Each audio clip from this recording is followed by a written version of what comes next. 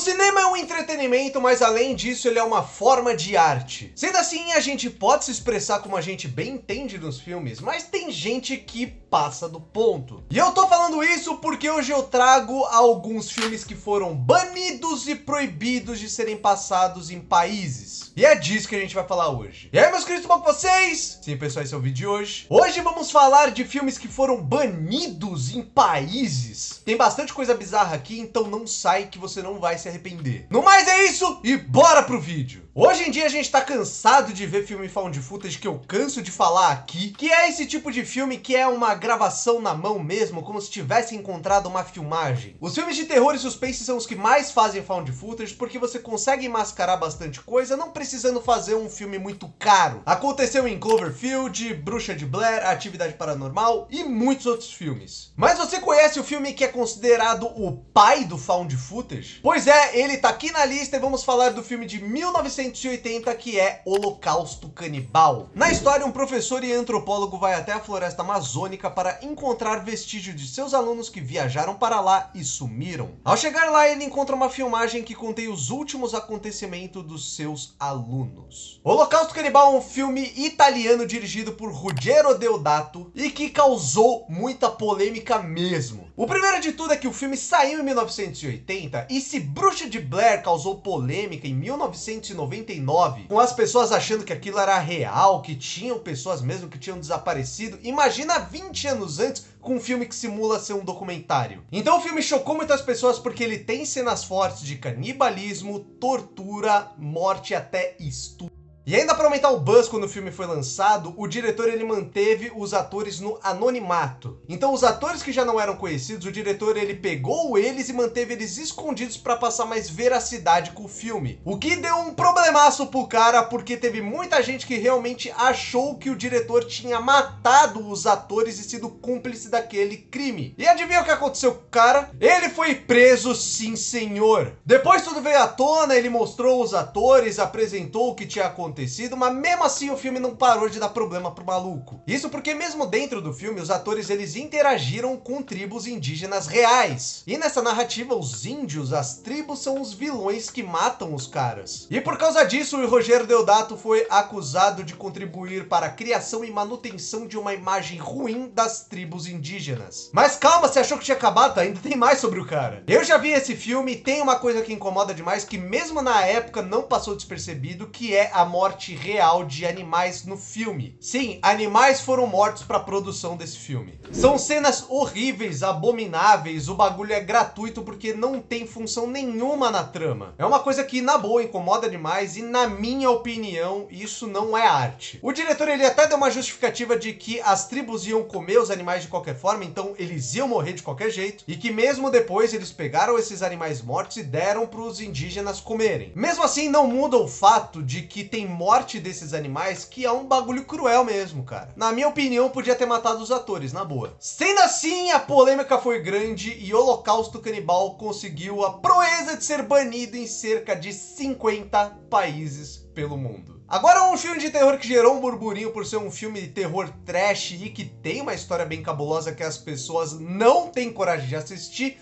Vamos falar de Centopeia Humana. Porém não, eu não quero falar do primeiro filme, o Centopeia Humana 1, eu quero falar de Centopeia Humana 2. E de verdade, se você nunca viu Centopeia Humana, o 1 não chega aos pés do 2 quando se trata de ser grotesco. Isso porque, na real, o Centopeia 1, ele não tem nada demais, cara. A galera criou uma mística nesse filme, como se ele fosse o filme mais aterrorizador e também grotesco do mundo. Sendo que ele é um filme só trash, cara. Ele é meio bizarrão só, mas não tem nada de muito pesado no filme. Tem muito filme mais popular que você assiste de boa, que é mais pesado do que o primeiro. A única coisa que é bizarro é a premissa e acaba aí, velho. Mas as pessoas conseguiram criar um marketing sobre o filme que deu certo. E com isso, o sucesso do primeiro filme, o diretor Tom Six resolveu fazer a sua continuação afirmando que ela seria mais bizarra e mais pesada. Sendo assim, o cara foi lá e fez. Na história, acompanhamos Martin, um rapaz que tem claros problemas mentais e que é fã do primeiro filme da Centopeia Humana. Sendo assim, ele deseja fazer a sua própria Centopeia Humana, mas não com 3 pessoas como no primeiro filme, mas sim com 12. O primeiro filme ele era um terror trash, mas o segundo segundo filme ele vai para um lado completamente de horror. Existem várias coisas que fazem esse filme ser mais pesado que o primeiro, mas a principal delas é que ele parte mais pro realismo. Sendo bem sincero, você vê o primeiro filme, como eu falei, ele é um terror trash bem ok, pra ser sincero. O segundo filme, se você pegar ele como um terror, horror, ele é um filme ótimo pra falar a real. Ele é um filme com cenas fortes, ele é violento, ele é bem brutal e tem cenas até bem polêmicas. Mas esse daqui é daqueles que não dá pra qualquer um assistir mesmo. E a questão é justamente essa. O filme, ele é muito escatológico, ele é muito brutal, ele é muito cru. Então você tem várias situações bizonhas e grotescas que distanciam o público e até chocam. Como, por exemplo, a cena em que o nosso protagonista, vamos dizer, ele vai dar uma agasalhada no croquete, mas ele faz isso segurando uma lixa de parede. E ainda tem outras coisas, porque quando o filme ele é violento mesmo. Tem até a maldita cena do bebê no carro da mulher dando parto, que, meu amigo, quem viu não consegue desver aquela desgraça. E com toda essa brutalidade e violência, era óbvio que o filme do Tom Six ele seria vetado em alguns países. E foi justamente no Reino Unido que o filme não foi aprovado no Conselho Britânico de Classificação de Filmes. Nada mais justo até porque o cara ele realmente deu uma exagerada. Mas o que não é exagero é quando você se inscreve no canal se ainda não for inscrito e deixa o seu like se gostar do vídeo. E se você quiser e puder, compartilhe esse vídeo com amigos familiares que gostam de cinema, que ajuda o canal a crescer cada vez mais e porque eu garanto que vou gostar do conteúdo. Muito obrigado!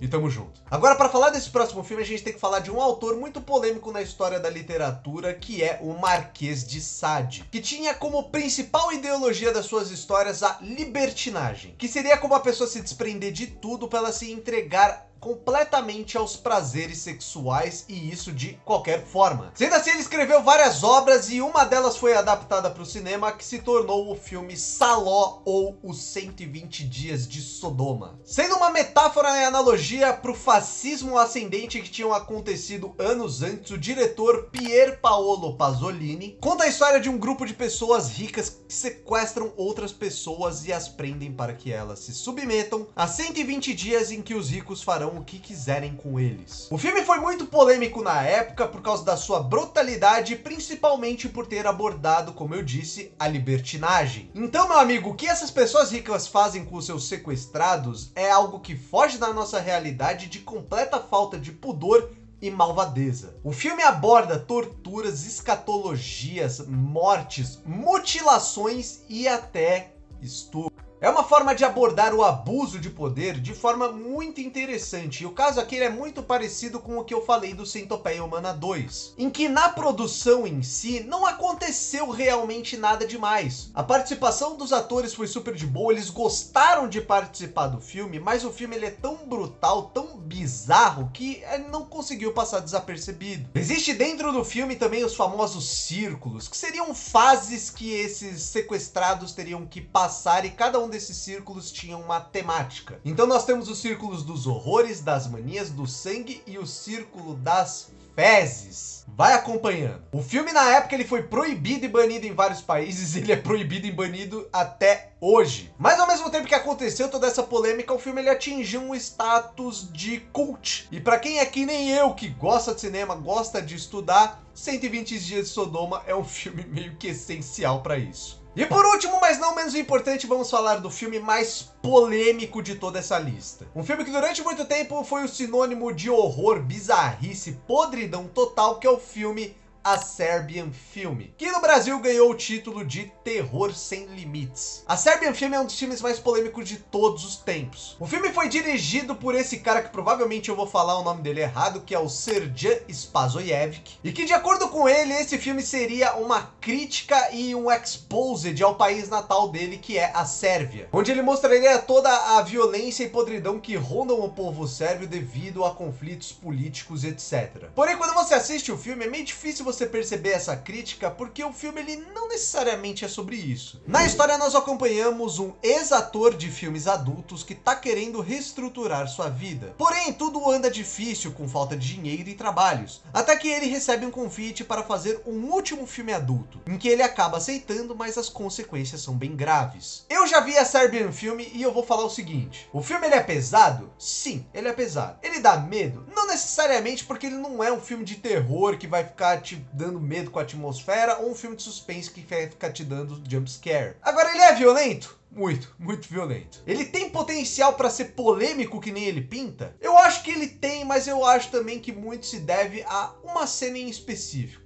Porque o filme ele tem bastante violência e ele tem muita diversidade na sua violência, que nem uma cena lá até que tem decapitação. Ele tem bastante insinuação a drogas, ele tem bastante cenas de sexo, mas também não são coisas que são necessariamente explícitos. Mas é em bastante quantidade. Nessa categoria, as cenas de sexo, vamos dizer que tem muitas coisas ali que não são consensuais. Mas eu creio que é o seu final que elevou o seu patamar de filme absurdo lá pra cima. Porque o final dele é realmente de explodir a cabeça com uma situação que é muito bizarra mesmo. Eu não vou falar necessariamente o que acontece nessa cena, mas eu só deixo aqui avisado que envolve criança. E isso tudo foi o suficiente para Serbian Film ser banido e proibido em vários países, inclusive no Brasil, quando ele foi ser exibido no Rio Fan, um festival de cinema do Rio de Janeiro, na edição de 2011, em que a Caixa, que era a patrocinadora master do evento, pediu para o filme ser tirado da grade de programação. Mas ao mesmo tempo, é que nem o 120 Dias de Sodoma, ele ganhou um status meio de cult e também dentro dos filmes trash e de horror. Não é um filme que necessariamente eu vou te recomendar, mas para quem ficou curioso, dá uma caçada aí que você provavelmente encontra. Bom pessoal, esse foi o vídeo de hoje. Eu espero que você tenha gostado. Se você tiver mais temas para eu trazer aqui pro canal, deixe nos comentários. E você já assistiu algum desses filmes que estão aqui? Gostou, não gostou? Achou bizarro? Deu uma vomitadinha? Muito obrigado pela paciência, muito obrigado por estar aqui. Eu espero ver você na próxima.